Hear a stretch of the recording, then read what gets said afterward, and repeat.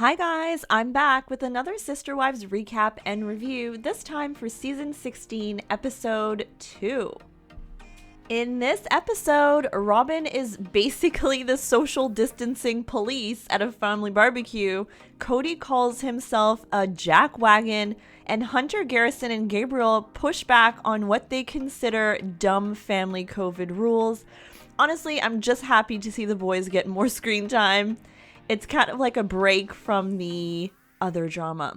So the episode starts with Kody lifting weights to classical music in Janelle's garage.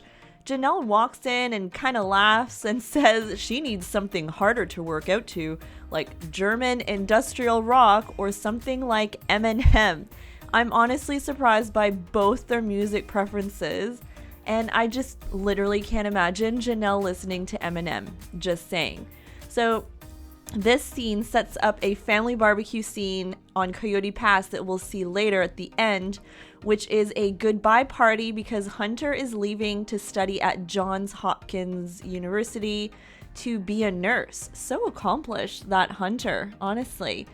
So based on a few hints in the episode, this was all filmed in August freaking 2020. Not exactly a time A we want to look back to, and B, it was so long ago. They really need to turn around episodes quicker. Like, this is ridiculous.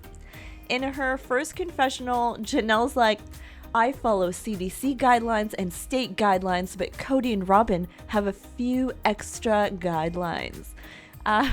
So Kody also continues his tour of going to each wife to see how they feel about moving to Utah, since Christine has made it known that she's determined to live there. And Mary's just honestly happy Kody's even coming over to talk. She says that alone is a huge win. So I'm actually surprised at how little Mary will settle for, like, breadcrumbs from Kody so far this season. Any little thing Kody does for her, she seems to be over the moon. But she actually explains herself a bit more in this episode, and in her confessional she says it's her family and she has a confirmation from God that that's where she's meant to be. So Mary's not going anywhere, I think, honestly. Kody tells Mary in an excited tone almost that he wants to retire to St. George, Utah. And Mary is like, so you want to move to Utah? And he's like, no, I don't want to move. We're basically stuck in Flagstaff. He also admits that he was a jackwagon to Christine. Yes, I would agree with that full-heartedly.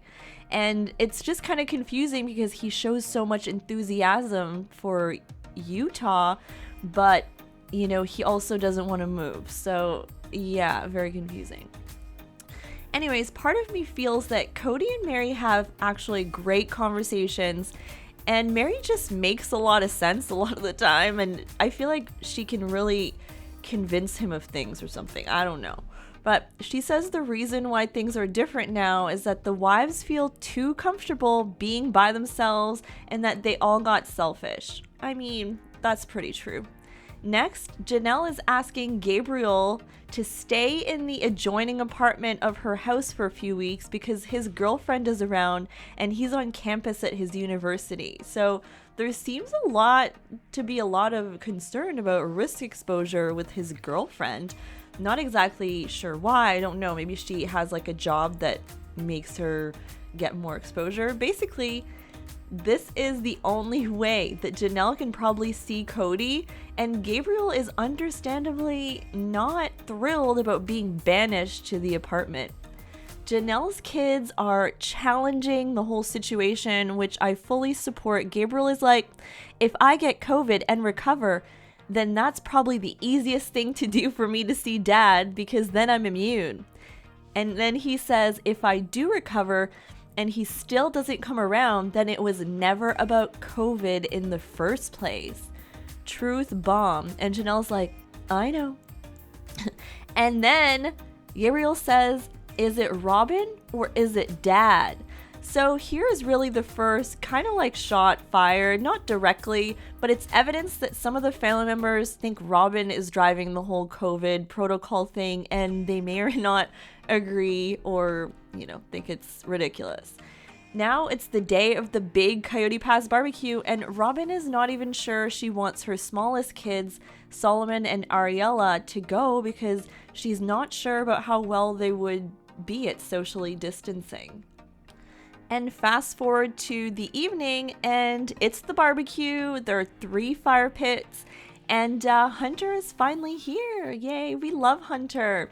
So immediately Hunter says he thinks that social distancing with family is dumb. He's just super clear about that, but he wants to respect the family. And Robyn is literally the social distancing police at the barbecue. She's constantly saying like, stay apart, and I'm sure she's getting a lot of side eye by some people who probably don't agree with her rules. And at one point, poor Solomon is crying to Robyn, and he's just finding it super hard to stay distant from Truly. Solomon and Truly are really happy to see each other, and it's cute to see the kids play.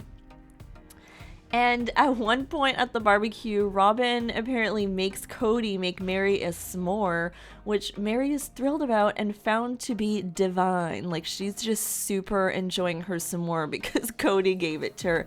Again, she's like, anything Kody does is like, wow, like, thank you. At this barbecue, Christine also announces that Isabel will be getting her surgery for her back for her scoliosis, and they're going to basically come into her back from the side and place fibers and not a rod, and everyone is like very supportive, as they should. I mean, this is a big deal for Isabel. And as we all know, this was a long time ago in real life, and the surgery was successful and all is well with Isabel. Isabel actually now lives with Maddie in North Carolina. So that's the tea. And of course, the episode finishes off with an image of the pond with the brown water on Coyote Pass. And the preview for next episode shows that, they're still going to be talking about how to divvy up the property. There's still going to be a lot of drama between Christine and Kody. Actually, I can't wait to see what their conversation's like after the debacle of last week's episode. And yeah, that's pretty much it, guys. If you like this video, give it a like. And if you like my content, please subscribe to my channel, and I'll be back with another recap next week. Overall, for me, I actually enjoyed this week's episode, and I like it when the older kids get more screen time, so I think that was really good. All right, guys, bye!